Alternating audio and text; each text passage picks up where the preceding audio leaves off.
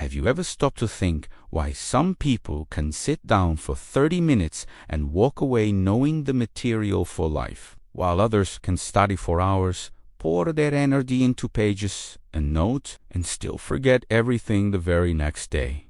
And what if I told you that the difference lies in intelligence isn't talent and isn't even discipline, but instead a method that most schools never show you, never mention, and never want you to question? Let me ask you something simple.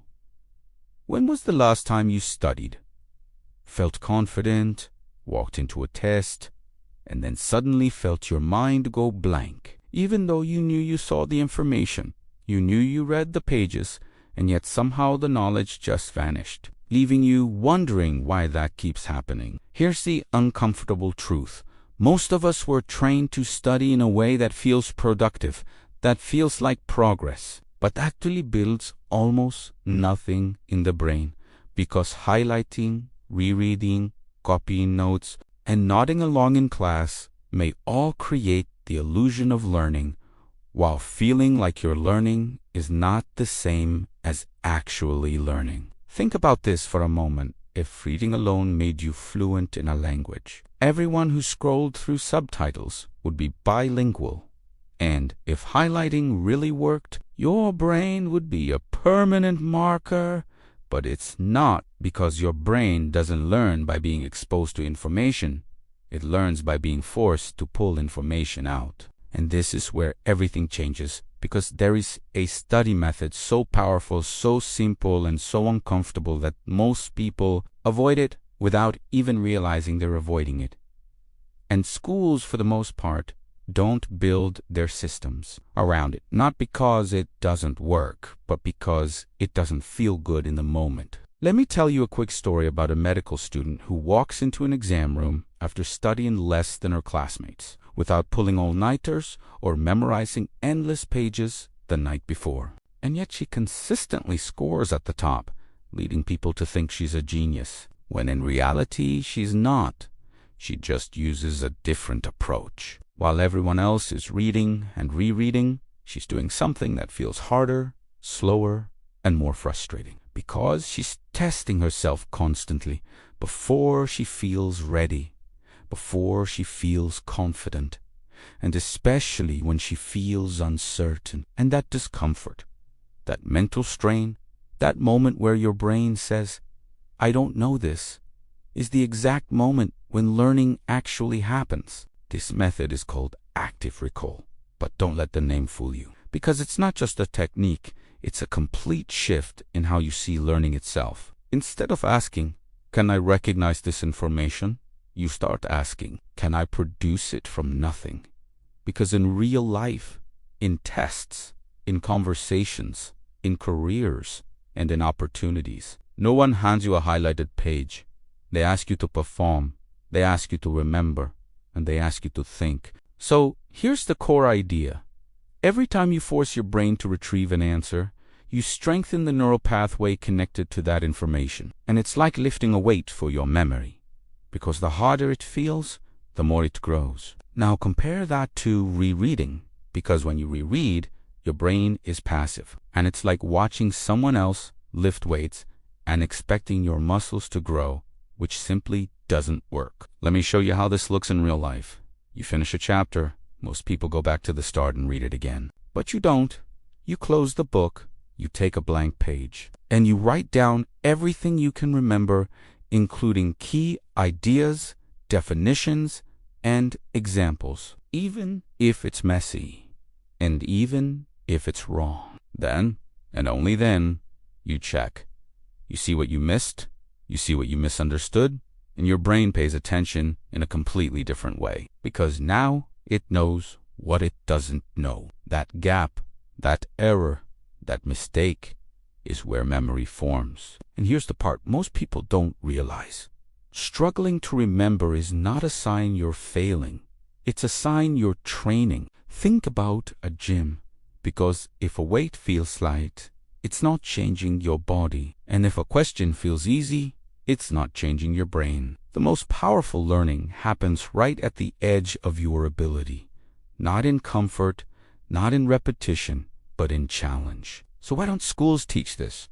Because schools are designed for efficiency, not retention, and they are built to move large groups of people through material on a schedule, not to optimize how deeply each individual remembers it. Lectures are easy to deliver, textbooks are easy to assign, and tests are easy to grade. But building a system around active recall takes more effort because it requires students to struggle, it requires teachers to guide instead of just present, and it requires time. And time is the one thing most systems feel they don't have. But you do, and that's where your advantage begins. Let's go deeper, because your brain has a built-in filter that decides what information is important and what can be forgotten. And it makes that decision based on effort. If something is easy to access, your brain assumes it's easy to find again, so it doesn't store it deeply.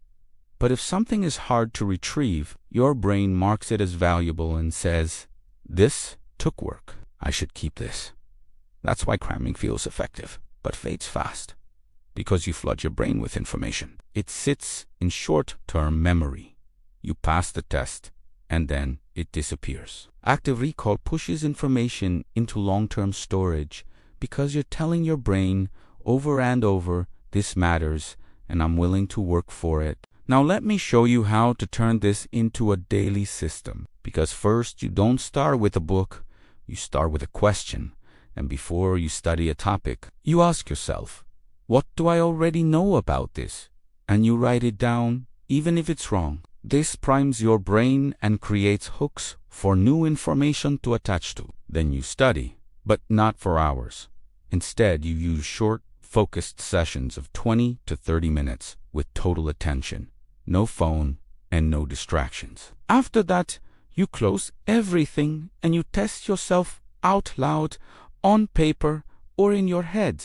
You explain the topic as if you're teaching a friend who knows nothing about it. Because if you can teach it simply, you understand it deeply. This is called the Feynman technique, and it pairs perfectly with active recall. Whenever you get stuck, you go back, you fill the gap, and then you try again. This loop of study, recall, correct, and recall again is the engine of real learning. And here's where most people miss the final piece, which is spacing, because your brain doesn't like to store things you never use. So you have to remind it not every day and not all at once, but at increasing intervals. Today, tomorrow, 3 days from now, a week from now, and a month from now.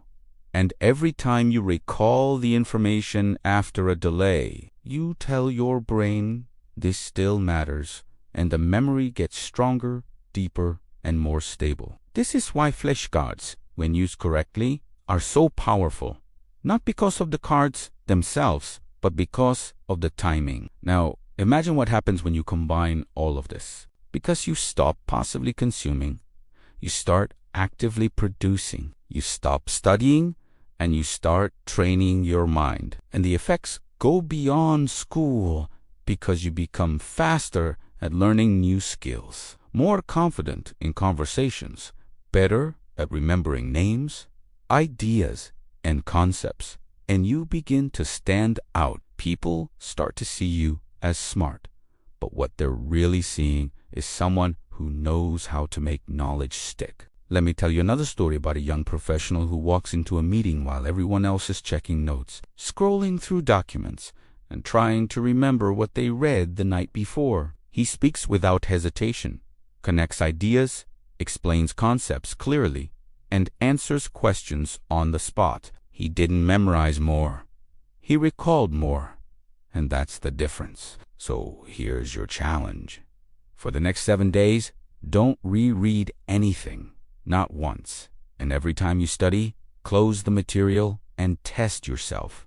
Feel the discomfort and welcome the struggle. Because every moment of Aidantino is a moment where your brain is about to grow. If you do this, something interesting will happen because you'll start needing less time, not more. And you'll start trusting your memory instead of doubting it. And learning will stop feeling like a chore and start feeling like power. So ask yourself, Do you want to feel busy or do you want to be effective? Because now you know the difference. And if this changed the way you think about learning, don't keep it to yourself. Share it with someone who's still stuck highlighting pages and wondering why nothing sticks, and subscribe for more ideas that school never taught you. But life will always test you on. The method isn't secret anymore. The only question is, will you actually use it?